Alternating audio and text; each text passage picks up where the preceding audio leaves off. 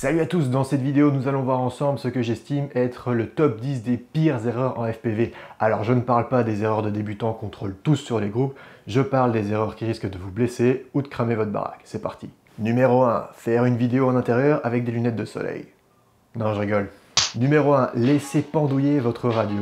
Lorsque j'ai fait ma vidéo sur l'armement, vous avez été nombreux à me dire « Mais tu es fou, faut absolument mettre un pre-arm plus un arm ». Et dans 99% des exemples d'accidents qui étaient arrivés, la cause principale c'était le fait d'avoir laissé pendouiller sa radio à sa lanière lorsqu'on ramassait son quad. En effet, ne ramassez pas votre quad avec votre radio en lanière, vous risquez d'actionner un switch par mégarde.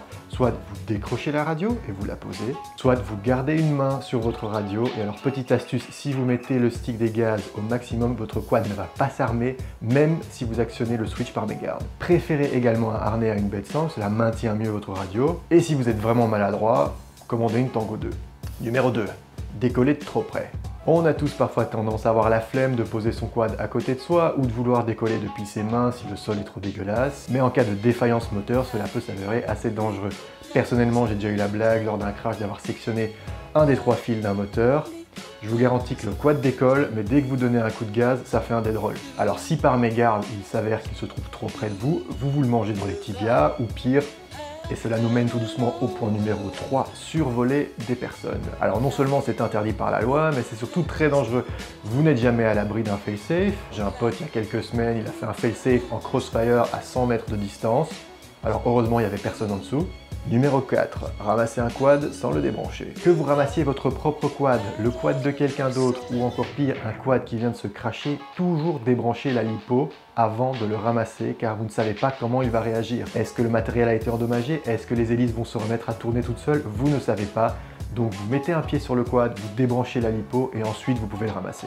Numéro 5. Laisser sa lipo branchée. Après un cycle de storage, certaines personnes ont tendance à oublier leur lipo branchée au chargeur.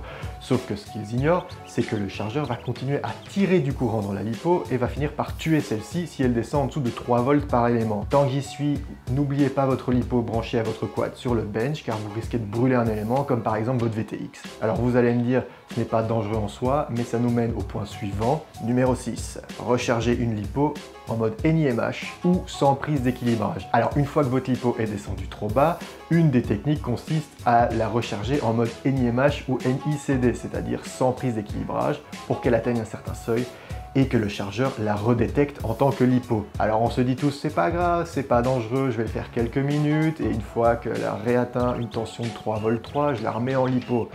Sauf que parfois on est distrait, on oublie le chargeur sans surveillance et là c'est le feu de lipo assuré. La plupart des incidents de feu de lipo que j'ai lus sur le net, ça provenait d'un mode de charge en NICD. Numéro 7.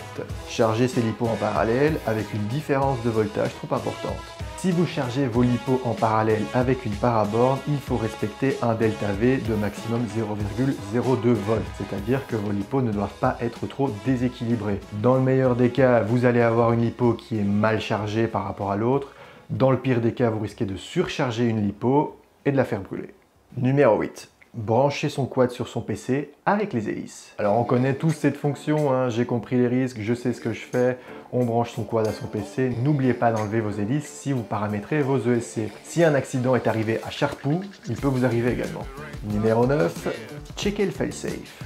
La première fois que vous faites démarrer votre quad, il est impératif de checker le failsafe pour savoir comment réagit votre quad en cas d'interruption de liaison entre votre radio et votre récepteur.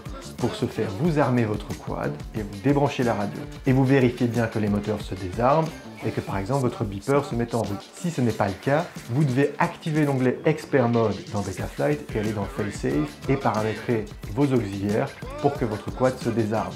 Et numéro 10, petit bonus, petite astuce venue de looping, si votre quad tombe dans l'eau, débranchez la lipo sous l'eau et non hors de l'eau. Une fois que vous tirez le quad de l'eau, vous risquez d'infiltrer plus de flotte dans vos composants et de provoquer un court-circuit qui n'était pas là auparavant. Donc débranchez votre lipo sous l'eau, c'est toujours plus safe. Et voilà, c'est tout pour moi. Si vous avez d'autres suggestions, n'hésitez pas à les mettre en commentaire.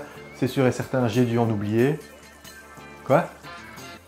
Mais non, ça on en parle tout le temps sur les groupes.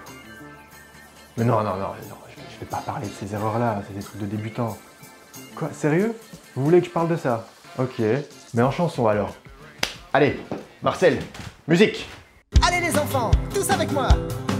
Si ton quad ne déconne pas, tes hélices tu inverseras. Et si il fait un des drôles, c'est le sens des moteurs gogol. S'il fait des petits bonds de côté, de moteur tu dois inverser. Pourquoi mes moteurs sont mal? Sans hélice, c'est leur mode, c'est normal. Est-ce que l'Ishin X220 c'est un bon drone pour commencer? Pour savoir la réponse, faudra t'abonner.